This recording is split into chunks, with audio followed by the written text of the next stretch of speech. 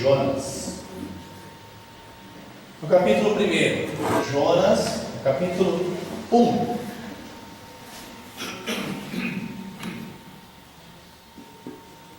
Amém? Todos encontraram, irmãos? Amém? O Jonas fica na Bíblia, sabe? Em algum lugar aí. Você vai achar ele está por aí. Falando no Velho Testamento, né? Você achou ali Isaías, ali Jeremias, vai para frente ali que você vai achar o Jonas em algum momento. Vai com calma, bem devagar. O Jonas ele é meio fujão, mas dá para encontrar ele, sabe? Não tem como. Livro de Jonas, capítulo 1. Amém? Todos acharam? Diz assim a palavra do Senhor. Veio a palavra do Senhor a Jonas, filho de Amitai, dizendo: levanta-te, vai à grande cidade de Nínive e clama contra ela, porque a sua malícia subiu até mim. Jonas, porém, levantou-se a fim de fugir de diante da face do Senhor. Para Tarsis, desceu a Jope, onde achou um navio que ia para Tarsis. Pagou sua passagem e embarcou nele, a fim de ir com eles para Tarsis, para longe da presença do Senhor. O Senhor, contudo, mandou ao mar um grande vento, e fez-se no mar uma grande tempestade, de modo que o navio estava a ponto de se despedaçar. Então temeram os marinheiros e clamaram cada um ao seu Deus, e lançaram ao mar a carga do navio, para aliviar o seu peso. Jonas, porém, descera ao porão, onde se deitou e dormia um sono profundo. Versículo 6. O mestre do navio chegou-se a ele e lhe disse: como podes dormir? Levanta-te e invoca o teu Deus, talvez assim ele se lembre de nós, para que não pereçamos. Então disseram cada um ao seu companheiro: vinde e lancemos sortes, para que saibamos por que nos sobreveio este mal. E lançaram sortes, e a sorte caiu sobre Jonas. Então lhe disseram: declara-nos tu agora, por que nos sobreveio este mal? Que ocupação é a tua? De onde vens? Qual é a tua terra? De que povo você é? Respondeu-lhe ele: eu sou hebreu e temo ao Senhor, o Deus do céu, que fez o mar e a terra. Então os homens se encheram de grande temor e lhe disseram: o que é isto que fizeste? Pois sabiam os homens que fugiam da presença do Senhor, porque Jonas lhes tinha contado. No versículo 11: disseram-lhe: que te faremos nós para que o mar se acalme? Porque o mar se agitava cada vez mais. Ele lhes disse: levantai-me e lançai-me ao mar, e o mar se aquietará. Eu sei que por minha causa vos sobreveio esta grande tempestade. Entretanto os homens remavam, esforçando-se por alcançar a terra, mas não podiam, porque o mar se ia embravecendo cada vez mais contra eles.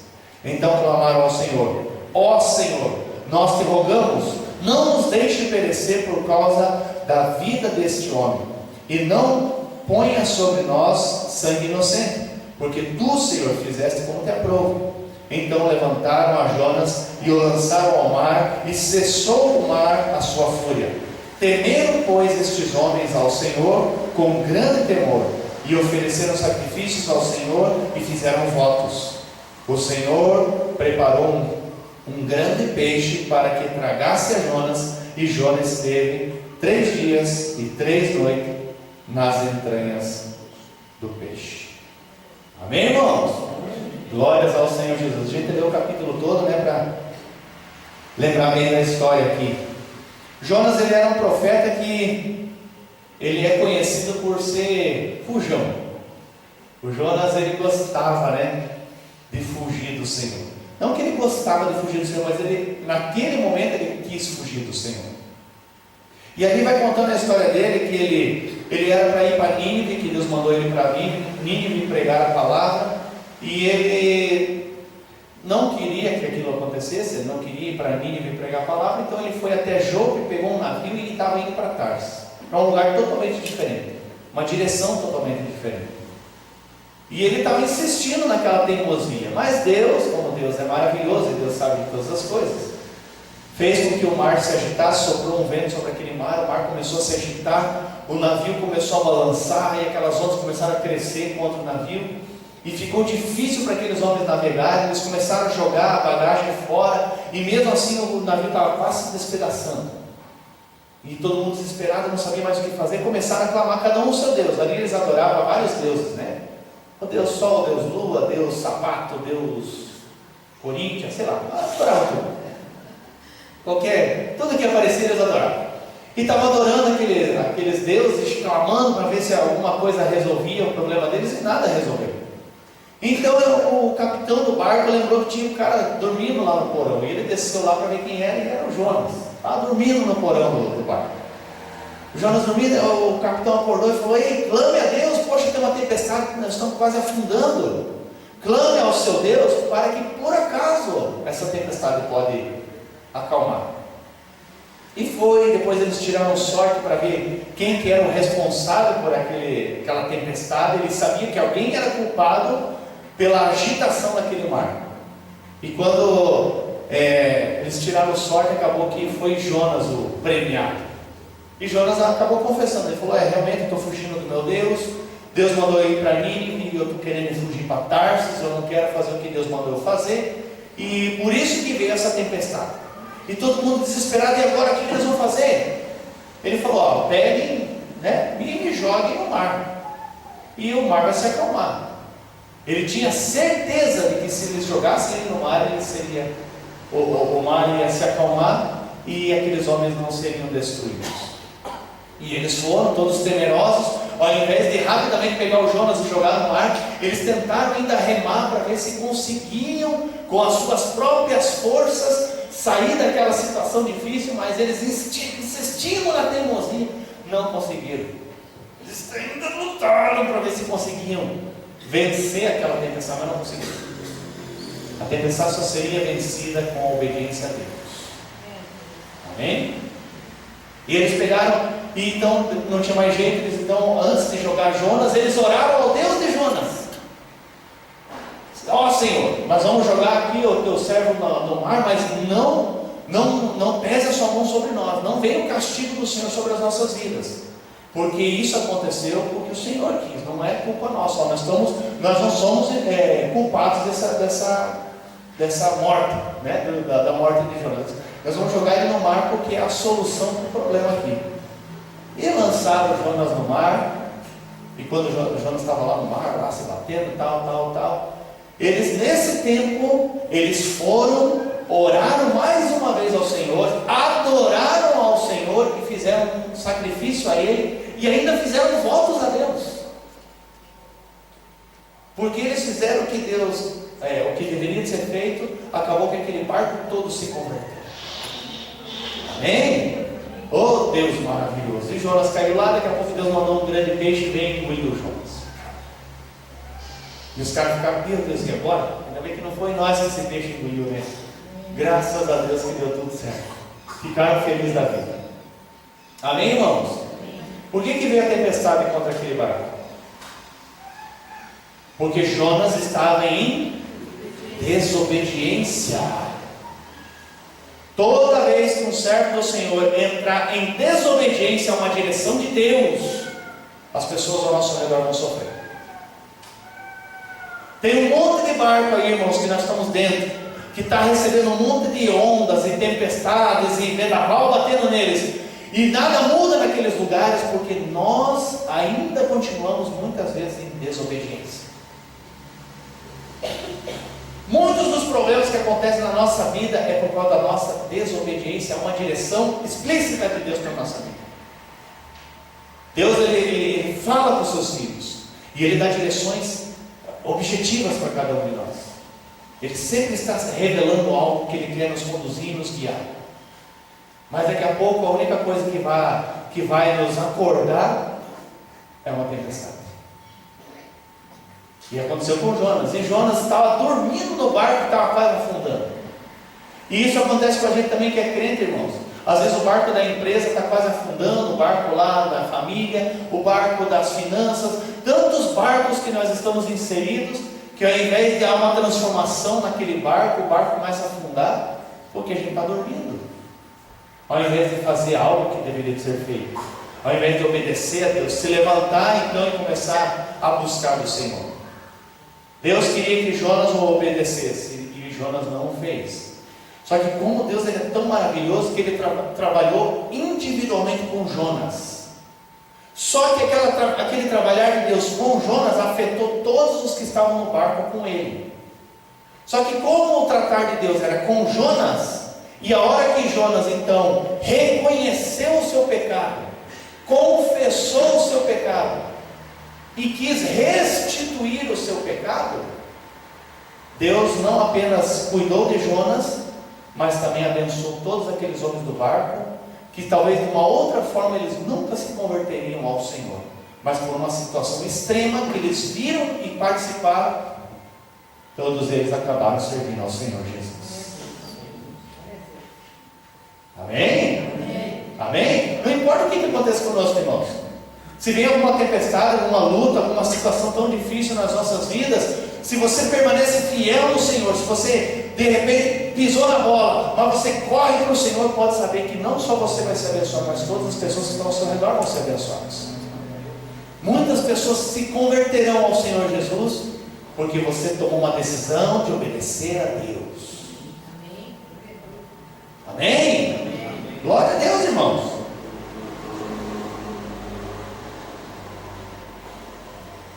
E aí no versículo 11, vamos ler ali o 11 e o 12. Disseram-lhe: que te faremos nós para que o mar se acalme? Porque o mar se agitava cada vez mais. Ele lhes disse: levantai-me e lançai-me ao mar, e o mar se aquietará. Eu sei que é por minha causa que vos sobreveio essa grande tempestade. Sabe o que é maravilhoso, irmãos? De nós sermos crentes, que a gente sabe quando a culpa é nossa. A gente sempre sabe quando a nossa teimosia está fazendo as pessoas do barco sofrer. Nós sempre sabemos. Talvez lá dentro da tua casa, talvez lá no teu trabalho, talvez lá na tua escola, talvez não sei onde você esteja.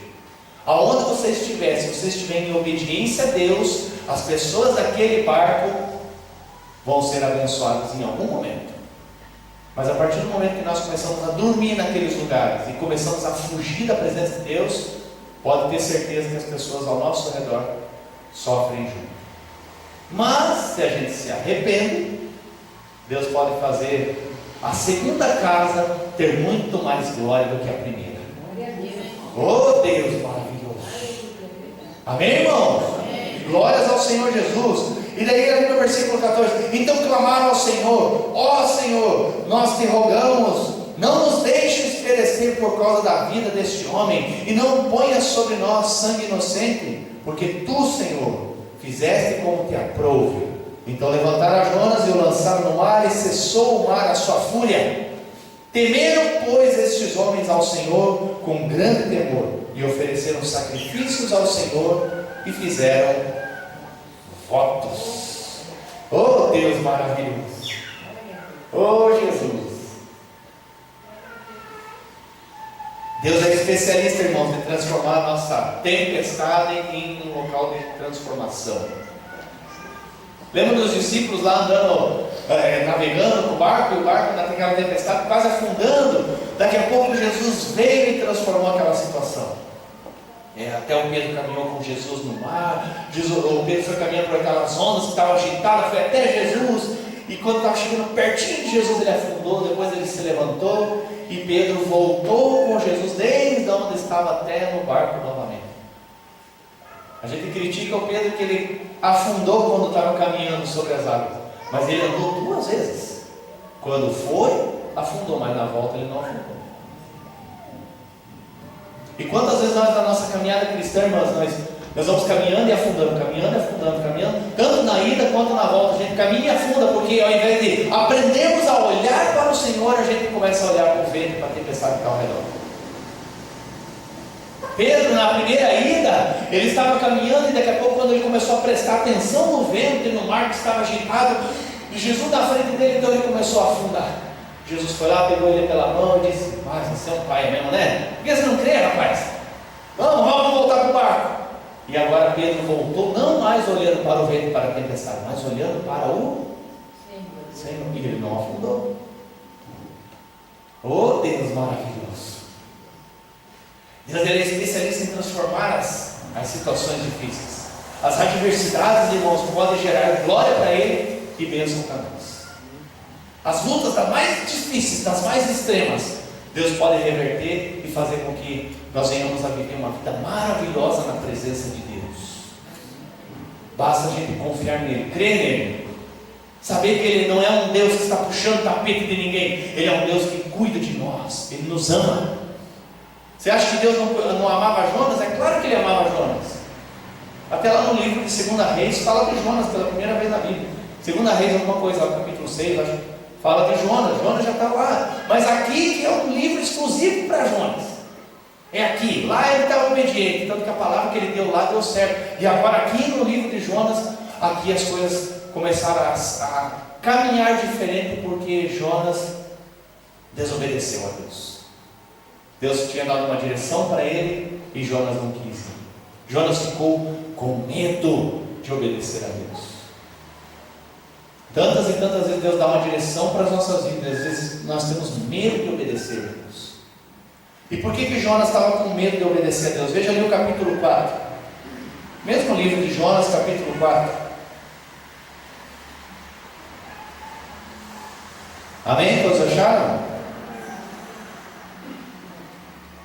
Mas, amém? Versículo 1 ali, tá? Capítulo 4, versículo 1 até o 3.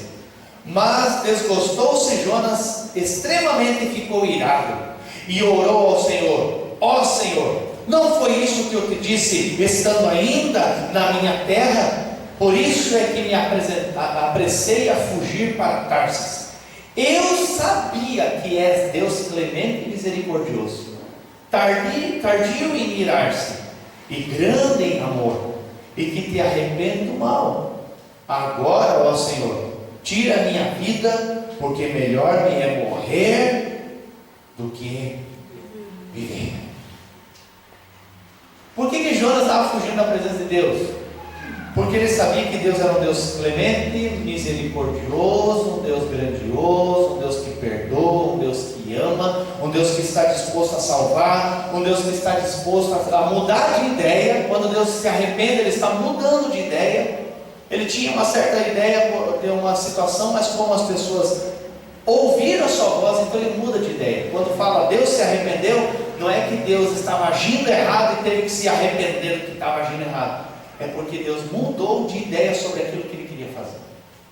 Amém? Amém. Às vezes a gente muda de ideia em casa, né? Eu quero fazer uma cozinha aqui. Daqui a pouco você olha bem, não, acho que vou fazer uma sala. E faz uma sala. Você mudou de ideia. Você achou melhor mudar, fazer algo diferente. E Deus faz assim, irmãos. Mas a Bíblia diz que Deus não é homem para que minta, nem filho do homem para que se arrependa. E exatamente, Deus não se arrepende como nós. Deus não faz errado para depois querer se converter.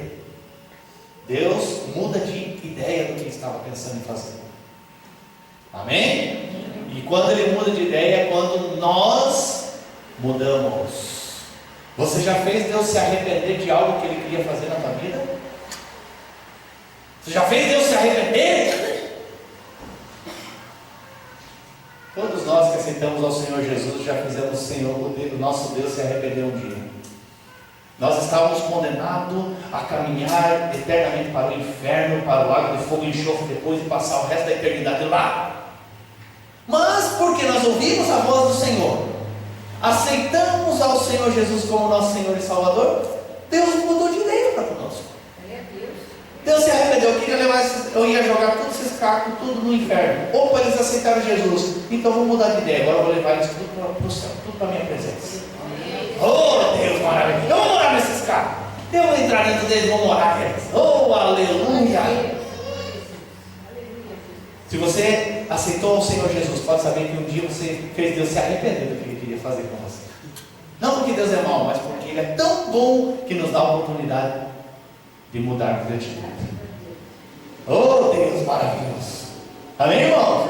E ele estava ali, Jonas, naquela situação difícil, e ele estava preocupado com o seu status. Ele estava preocupado com a sua postura. Ele estava preocupado com o que os outros iam dizer dele, irmãos. Tá, mas e se eu vou lá em Nínive e digo que Deus vai destruir? E eu sei que o Senhor é um Deus de misericórdia, que o Senhor é um Deus de amor, que o Senhor é um Deus bom, que o Senhor... Eu conheço o Senhor, Jesus. Eu te conheço, Senhor. Eu sei que se eles se arrependerem, o Senhor não vai fazer o que o Senhor está dizendo. Então eu vou lá, vou dizer para eles: o Senhor quer destruir tudo, e daqui a pouco o Senhor não vai destruir nada, porque o Senhor é muito bom. E com que cara que eu vou ficar se aqueles caras todos se arrependerem? Aí eu vou sair pelo profeta mau, o Senhor vai sair por bom, como o Senhor é, e eles vão desfrutar do Senhor, e eu vou sair como o falso profeta, como um profeta mentiroso, como um profeta agoreiro, que só fala coisa que não presta, que só quer o mal dos outros. Por que Jonas não queria ir para Nínive, irmãos? Porque ele estava preocupado com o seu status. Ele já tinha alcançado um status de profeta do Senhor, aquele que fala e a coisa acontece. Mas quando chegou o momento de ele falar algo que ele sabia que não ia acontecer, porque ele conhecia Deus, algo que nós devemos fazer é conhecer a Deus, saber que como é o caráter do nosso Deus, sabe? A gente fica mais tranquilo quando a gente sabe nas mãos de quem a gente está. E você só vai conhecer nas mãos de quem você está vivendo, buscando na palavra, vivendo a palavra, orando, tendo tempo com o Senhor, orando, tendo intimidade com Deus. É só assim para você saber nas mãos de quem você colocou a sua vida. E é nas mãos mais maravilhosas que podia ter, é do nosso Deus. Oh Jesus! E Jesus estava preocupado com o status dele. Não, eu vou lá, e daí o que vão dizer de mim? E se eu dou uma palavra e aquela palavra não acontece? E se eu vou lá e prego e o Senhor faz tudo diferente? Como é que eu vou ficar nessa história? E às vezes a gente tem esse medo também, irmãos, em escala bem menor. Filho, vai lá, dá um abraço e ora pelo irmão fulano de tal. Não, e se eu for e oro e não acontece nada? E se eu orar e a pessoa olhar para mim e dizer: tudo que está orando não tem nada a ver comigo? E se eu for lá e levar um tapa no pé do vidro? Quantos de nós agimos que nem Jonas, irmão? Só que numa escala muito menor, uma coisinha simples. E lá, poxa, Deus falou para mim lá e orar pelo irmão Anderson. Puxa, e agora? Ele vai pensar o quê? Puxa, ai, se eu orar, ele vai que eu oro errado. Já pensou se eu oro errado? E se eu falo uma palavra errada? E se na hora de orar eu cuspi na cara dele sem querer? Sabe, às vezes soltar um pouquinho. E daí, e como é que vai ser? E se eu estiver cheirando ruim? O que ele vai pensar de mim? O que ele vai pensar de mim? O que ele vai pensar? O que ele vai pensar? Estou tão preocupado com o meu status de crentão que eu não consigo obedecer a Deus de uma coisa tão simples. Deus não quer que a gente se importe com os resultados, Ele quer que a gente se importe com a obediência. Obedeça. Obedeça a Deus. O fazer, o agir é dele. Obedeça. Vai lá, pastor, né, Deus vai falar. Então vai lá e põe a mão na barriga do Bruno e dá um chacoalhão. Vou lá e dá um chacoalhão. Aí o Bruno vai dizer: nada a ver, que pai. Deus mandou, eu vou lá e fiz. Ou não, ele cai ali de joelho e diz: olha, eu estava com uma dor de barriga já faz um tempão e agora estou curado. Sabe, passou a dor, eu não sei. Mas e se eu não tivesse obedecido, ele não teria desfrutado da cura e eu não teria sido usado por Deus. Amém?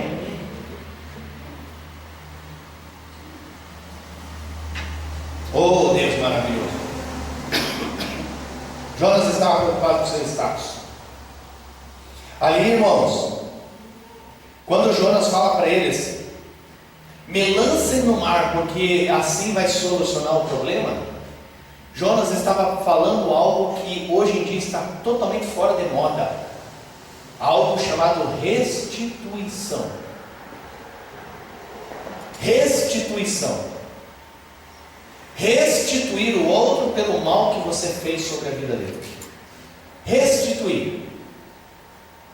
Jonas, ele sabia que não adiantava ele apenas reconhecer o seu erro, não adiantava apenas ele confessar o seu erro, ele sabia que tinha que restituir o mal que ele fez contra aquelas vidas. O mar está se levantando por minha causa, então me lancem no mar para que esse mal cesse. Quantas vezes, irmãos, a gente faz alguma coisa errada na nossa caminhada, e a gente, de repente, o Espírito Santo toca nas nossas vidas, a gente até reconhece que errou, a gente até confessa que a gente errou, mas restituir aquilo que a gente fez de mal sobre alguém, nem sempre a gente faz. Quantas vezes passamos a perna em alguém? Quantas vezes emprestamos alguma coisa de alguém, quebramos a coisa daquele alguém, depois de um tempo, sem poder esconder mais, alguém descobre: poxa, você quebrou meu violão, poxa vida. Aí alguém realmente, eu quebrei teu violão, me perdoa, eu estava mexendo, eu nem queria mexer, mas eu fui ali, quebrei o teu violão, cara, olha, eu confesso, realmente, eu reconheço que eu errei, me perdoa, tá? Eu quebrei teu violão. Deus lhe paga.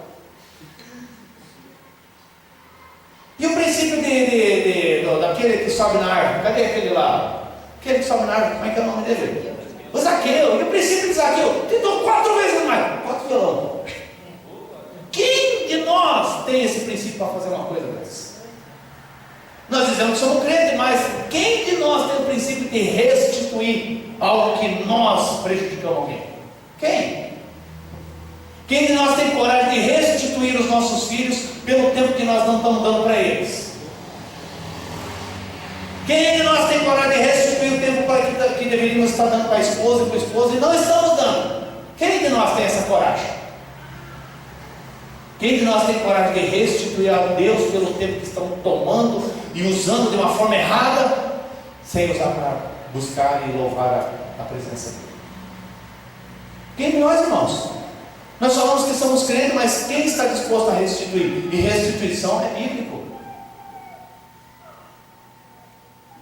E Jonas sabia disso, tanto que ele conhecia muito bem a Deus, ao ponto de dizer: me lancem ao mar. O problema de você está sendo o mar, então me lancem para o mar.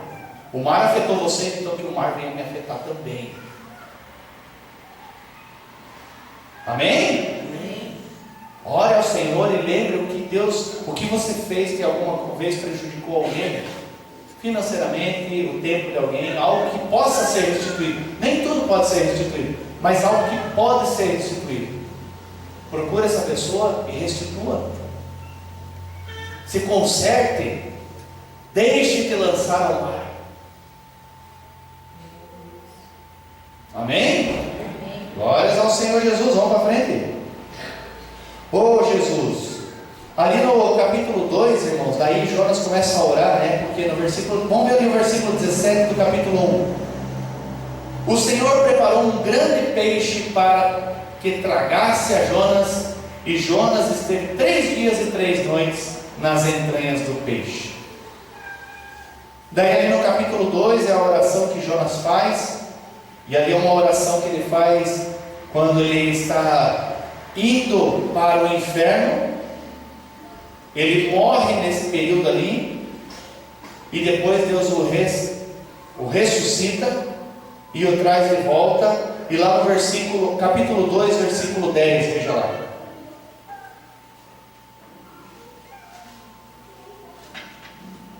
Até porque Jesus disse que o sinal de Jonas seria, né, o sinal de Jesus Cristo. 3 dias e 3 noites dentro da terra, né, nas entranhas da terra, e como Jonas esteve 3 dias e 3 noites na barriga do peixe. Esse é o sinal de Jonas que Jesus falou para os caras que estavam pedindo um milagre para ele lá. Jonas capítulo 2, versículo 10. O que diz ali? E o Senhor falou ao peixe, e ele vomitou a Jonas na terra. Veio a palavra do Senhor segunda vez a Jonas, dizendo: levanta-te, vai à grande cidade de Nínive e proclama contra ela a mensagem que eu te dou. Levantou-se Jonas e foi a Nínive, segundo a palavra do Senhor, Ora, Nínive era uma grande cidade de 3 dias de jornada.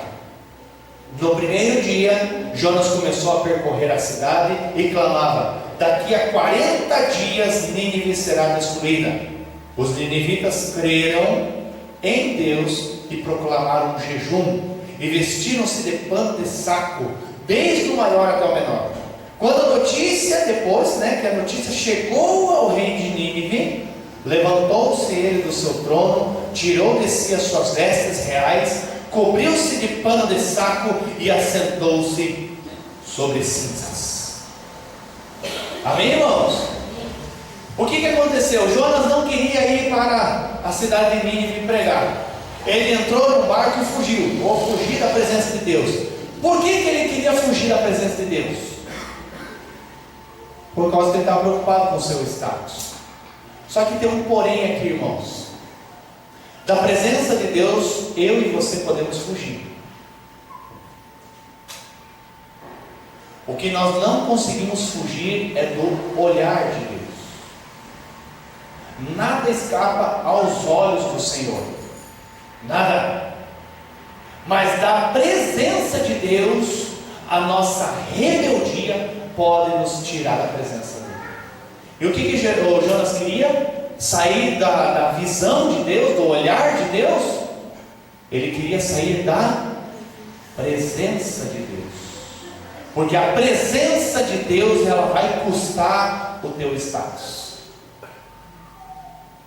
A presença de Deus, ela vai custar, irmãos, a tua postura. Ela vai custar o teu jeito de ser. Se você permanecer na presença de Deus, isso vai custar algo de você. Todos nós somos crentes, nós temos uma postura como crente. Nós somos crentes, né? Andamos com a Bíblia embaixo do braço e tal, nós somos crentão. Até o momento que você entrar na presença de Deus, realmente, acabou a tua postura. Viu a postura do pessoal aqui na frente? Muitos deles estavam na presença de Deus. Nariz escorrendo, chorando até não poder mais, soluçando, alguns caindo, outros de joelho, outros querendo deitar, outros querendo rolar, outros querendo correr, outros... Acabou essa postura, porque a presença de Deus custa algo. A presença de Deus vai custar o teu status, irmãos. Nós podemos até ter títulos e manias de crente, mas se você entrar na presença de Deus, irmãos, tudo isso vai cair por terra. Ele te joga no chão. Não é ele que te joga, é a presença dele que faz se lançar no chão e você não se importa com mais nada. Você explora todo mundo, eu quero saber de Deus. E você não está nem aí mais como está. Olha só o doutor, não sei quem. Olha só o tal, o não sei. Acabou esse status. O presbítero, o diácono, o pastor. Acabou. Você se joga no chão e rola. Ei, glória a Deus. Aleluia. Não está nem aí para nada. E o Jonas queria sair da presença de Deus. Queria fugir da presença de Deus. E muitas vezes eu e você, irmãos, nós queremos fugir da presença de Deus, porque nós pensamos que estando na presença de Deus, Deus vai nos colocar em situações constrangedoras diante das pessoas.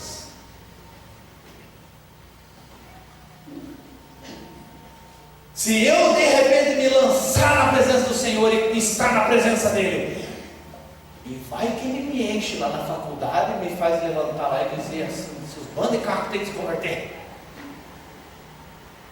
Ou lá na empresa você parar o teu patrão e dizer: vem cá, Senhor, não sei quem, Deus me mandou te dar uma palavra. E o medo de estar na presença de Deus e depois Deus te constranger diante das pessoas. E nós queremos avivamento. A igreja hoje fala: não, vai vir um grande avivamento. Quando que vai vir esse avivamento? Quando nós não se importar mais com o nosso status, com a nossa postura, com o que os outros pensam ou deixam de pensar em nós. Está andando na rua e você está na presença de Deus. Deus te toma e fala: vai lá e ora para aquele cara que está no ponto de ônibus. Você vai lá e para o cara aí. Deus me mandou aqui para te dar uma palavra. Deus me mandou aqui para falar algo para você. Quantas vezes você teve coragem de fazer isso? E a gente olha para o Jonas, oh, Jonas, fujão, mas é um fujão. Mas é um baita de um espelho aqui, irmãos. Aí você começa a olhar e, meu Deus, eu faço igualzinho o Jonas, só que o Jonas é em escala grandiosa, não sei como se fala em grande escala, e nós é coisinhas mínimas. E nós não temos coragem de ser ousados na presença de Deus por coisa pouca. Ou não é assim? E vai que Deus lá no ônibus da empresa, a hora que nós estamos entrando no ônibus, a hora que eu subi no ônibus, Deus fala para mim, agora estenda a mão e ora por toda essa turma que está aqui dentro desse ônibus. Então eu prefiro fugir da presença de Deus. E vai que Deus faz algo assim. E Ele vai me constranger diante das pessoas. Aí é uma coisa estranha, porque nós buscamos a presença de Deus, mas não queremos estar na presença de Deus. Nós queremos os benefícios da presença, mas nós não queremos se render ao ponto de, se preciso for ser lançado no mar, nós não estamos dispostos a isso. Quantos irmãos querem ser cheios do Espírito Santo, falar em língua assim? Senhor, se o Senhor quiser, eis aqui. Quer ter revelação da palavra, algo profundo da palavra? Senhor, se o Senhor quiser, estou aqui. Se não cavar, irmãos, o poço nenhum se abre. Tem que cavar, tem que buscar, tem que se esforçar. Às vezes a gente dá uns pulos aqui, irmão, e sabe, dá uns gritos, e alguém pode dizer, poxa, esses caras aí estão tudo na carne. Mas é claro, a gente não foi transfigurado. É claro que o pastor parece que está em um corpo de glória já, né? Tão belo que ele é, né? Tão lindão. Mas não, irmãos, às vezes é reflexo da luz, sabe? Estou brincando, irmão, só para você rir um pouquinho. Sabe, às vezes as pessoas pulam e daí já vem a condenação. Por que eles estão pulando lá? Irmão, nós temos que começar na carne, mas sempre terminar no Espírito. Sempre. Há um esforço. Quando o pessoal ia adorar a Deus, fazia um altar, aquele altar não era feito espiritualmente, tinha que alguém montar aquele altar. Tinha que alguém lá pegar o cordeiro, tinha que alguém imolar o cordeiro, tinha que alguém colocar aquele cordeiro ali em cima, tinha que alguém estar orando a Deus e fazendo tudo aquilo que foi necessário, fazendo esforço e se empenhando e crendo. Daqui a pouco vem fogo, pá! Mas porque alguém teve coragem de montar um altar, e trazer o sacrifício, e encher de água em volta do altar, e derramar água sobre aquele altar. Ontem nós estávamos na reunião de homens aqui, daqui a pouco Deus falou com um, Deus falou com o outro, e foi dando direções aqui. Daqui a pouco eu vi um avião correndo lá atrás. Tinha um irmão correndo lá atrás, planeando, que nem um avião, irmão. Coisa mais linda. Glória a Deus, aí tinha gente chorando aqui, tinha gente pulando, tinha gente correndo. Um bando de homem. Não, eu sou homem. Eu sou. Irmão, tem outros irmãos que não gostam de abraçar. Deixa alguém te abraçar. Deixa ele abraçar. Eu era terrível, irmãos. Quando eu me converti, homem. Sabe, vinha esse secretariado meio meloso, que ele dá abraço, já ficava assim, esse cara aí tá meio estranho aí. Já ficava meio já ficava escamado já. Meio de bobeira, já me tomou um pé no rio. Eu ficava com essas bobeiras na cabeça, irmão. Até então eu descobri que, meu Deus, que maravilhoso que ia poder receber um abraço de um homem em santidade. Alguém que realmente te ama, alguém que realmente se importa com você, alguém que realmente quer te dar aquele abraço, não porque foi mandado, mas porque te ama. No mundo você provavelmente você nunca vai receber um abraço sincero. Mas aqui dentro a gente pode receber esses abraços sinceros. E como é bom, irmão, você deixar, sabe? Meu Deus, primeiro irmão Marcos, né? Irmão tudo fortão. Aí ele veio, um homem doce, irmão, uma bênção do homem. Você abraça, ele, meu Deus, dá vontade de ficar abraçadinha, né? Porque daí dá certinho, né?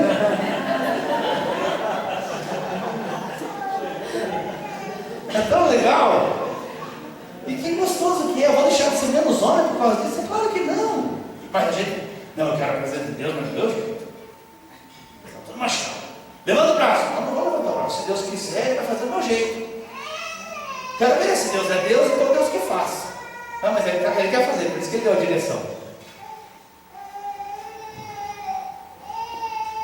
Por isso que Deus deu uma direção a Jonas. Vá até lá e faz o que eu estou te mandando, porque eu quero fazer coisas maravilhosas e extraordinárias lá. Mas estava difícil de mudar a mente e o entendimento de Jonas. Veja ali no capítulo 3, Deus falou segunda vez a Jonas: levanta-te e vai lá para Nínive, prega lá. Ali no versículo 3, levantou-se Jonas e foi a Nínive, segundo a palavra do Senhor. Ora, Nínive era uma grande cidade de 3 dias de jornada. Ele tinha que caminhar durante 3 dias pregando a palavra. E o que aconteceu ali? No primeiro dia, um dia ele andou, e o povo de Nínive já se converteu. Alguém correu lá e fofocou para o rei, falou: olha, tem um profeta pregando aí, dizendo que a cidade vai ser destruída se nós não se converter e se arrepender. O que o rei fez? E olha que era um bando de herege, irmão, adoravam tudo quanto é coisa. Eles creram naquela palavra ao ponto de o rei falar: não, então vamos proclamar um jejum aqui. Cadê meus panos de saco? Tirou aquelas vestes dele, colocou um pano de saco, se jogou nas cinzas e começou a clamar a Deus por misericórdia. Imagina o poder da pregação desse homem. Em um dia ele converteu uma cidade inteirinha. 120 mil pessoas, fala ali no final do livro. Imagina, irmãos, em um dia ele tinha que 3 dias caminhar pregando. No primeiro dia a notícia se espalhou, e quem ouvia sobre aquilo começava a se converter e se lançar no chão e se arrepender, e levantou-se um clamor fortíssimo lá, a Bíblia diz. E começaram a clamar por misericórdia, por perdão de Deus. Perdoa-nos, Senhor, perdoa-nos, nos perdoa das nossas falhas, dos nossos erros, de toda a imundícia que estamos fazendo. Em um dia. E qual foi o segredo, irmãos, da pregação poderosa de Jonas?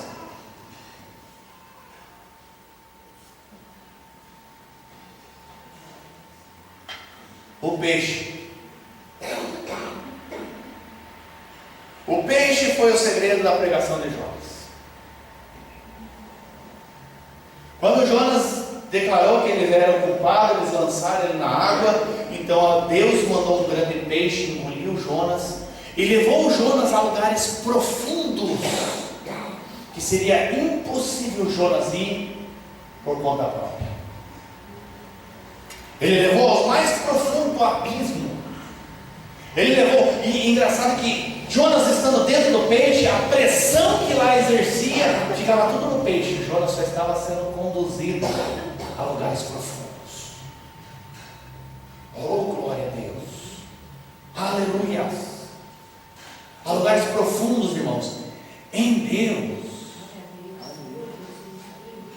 Porque lá naquele profundo, a mente de Jonas começou a ser transformada, e o coração de Jonas começou a ser moldado. Se você depois ler em casa a oração de Jonas, irmãos, ele é convertido dentro do peixe. E olha que ele já era profeta do Senhor, mas ele estava indo para o inferno, mesmo com título, mesmo sendo usado. Lá no final dos dias chegarão até mim e dirão: Senhor, em teu nome nós expulsamos demônios, nós curamos enfermos, nós fizemos tudo isso. E o Senhor vai dizer: eu não vos conheço. Jonas era um desses que o Senhor não ia reconhecer. Ele tinha título de profeta, ele estava levando a palavra de Deus, mas ele não estava vivendo genuinamente para Deus. E isso aqui leva nós a se assustar com o tipo de crente que nós somos. Nós precisamos de um grande peixe para nos engolir. A tempestade está acontecendo, deixa o grande peixe te engolir. Ele te pega e te leva lá para dentro, e a tua mente é transformada, vai moldando a tua mente na mente de Cristo. O teu coração, os teus desejos começam a ser moldados, para você começar a desejar as coisas igual a Deus. Oh, Deus maravilhoso!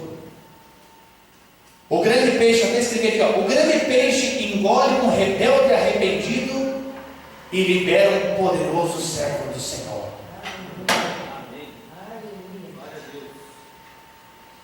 Um rebelde arrependido. Esse grande peixe tem esse poder, irmãos, de transformar.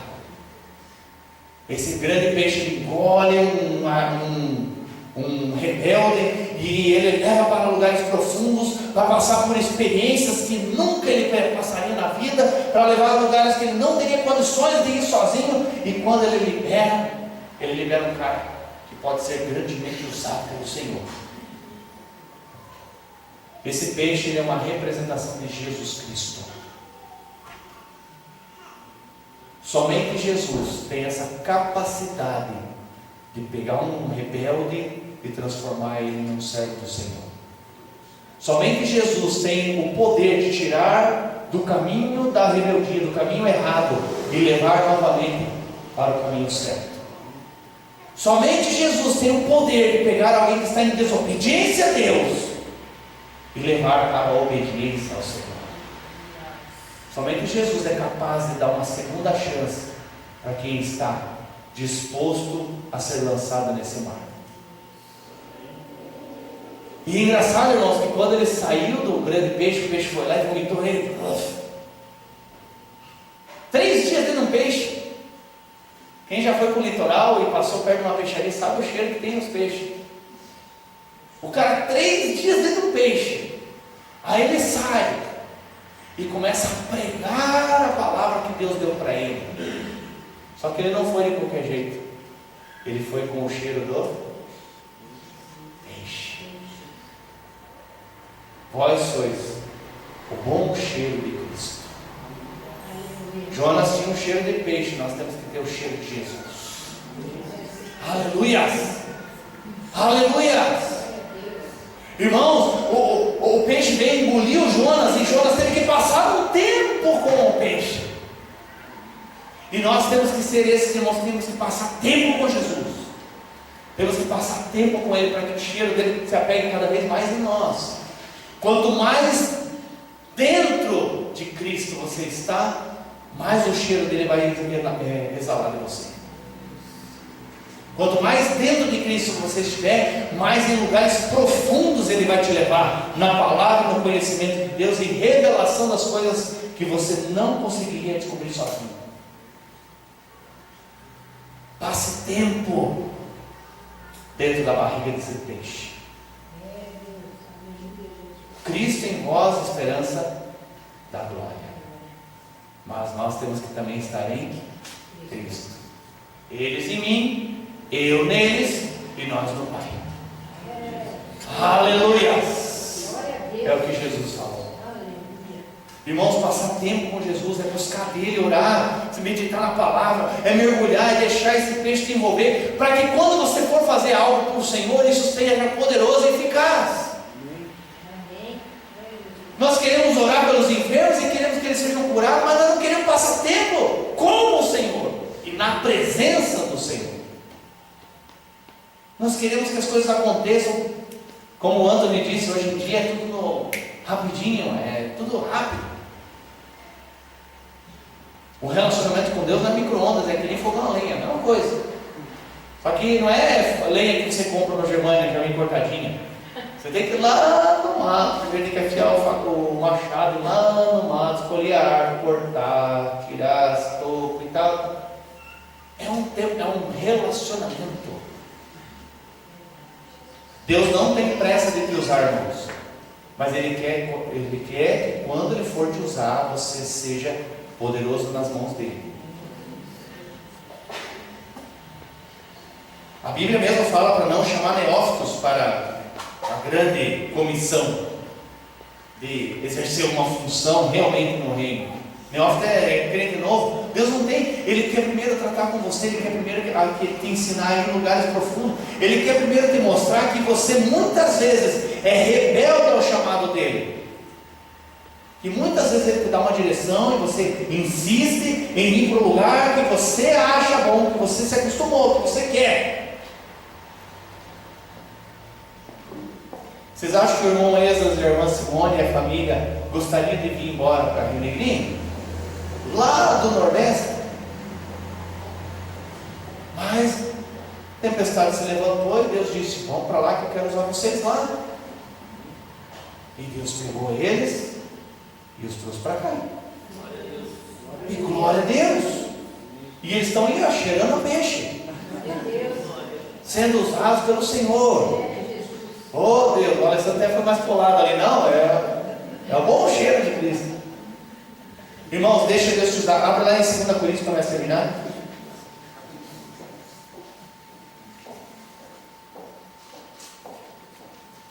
2 Coríntios, capítulo 5. 2 Coríntios, capítulo 5.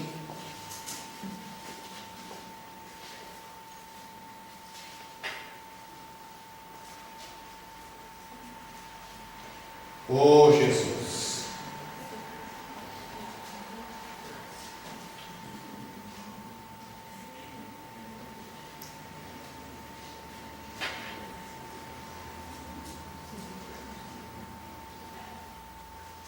Talvez muitos irmãos, já faz um bom tempo que Deus está falando: vá para Nínive, vá para Nínive. E tem relutado, mas hoje é o dia em que o grande peixe está abrindo a boca, está te engolindo e dizendo: pode deixar que eu te levo então. E eu te ajudo, e eu te capacito, e eu te fortaleço. E quando você começar a ser usado, vai ser algo que você nunca imaginou. Sem falar, irmãos, que o Jonas foi o maior evangelista da Bíblia, o maior. Em uma pregação, ele ganhou uma cidade toda. Uma pregação, um dia de pregação, um culto, 120 mil pessoas. Amém? 2 Coríntios capítulo 5, versículo 17. Oh, Jesus. Amém? Aqui é um resuminho do que a gente falou. Portanto, se alguém está em Cristo, nova criatura é. As coisas velhas já passaram e tudo se fez novo. E tudo isso provém de Deus, que nos reconciliou consigo mesmo por Jesus Cristo e nos